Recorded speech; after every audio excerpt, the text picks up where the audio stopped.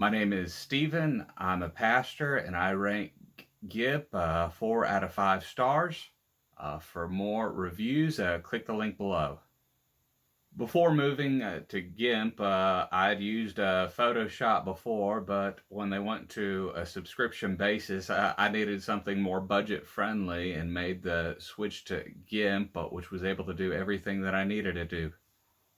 One of the main reasons I went with GIMP is the wide community support that GIMP has. There's a lot of people using it, so you can get tips on how to do different things. There's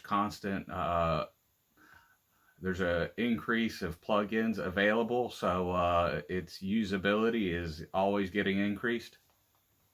It was very easy switching to GIMP.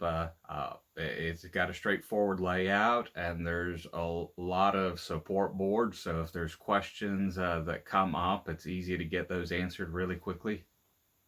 For anyone looking to use GIMP, I'd recommend getting involved with the forums. There's a lot of support, there's a lot of plugins, there's a lot of users that'll help you get the most out of GIMP. It is a very powerful graphic editing process software. Can do anything that most people need to do.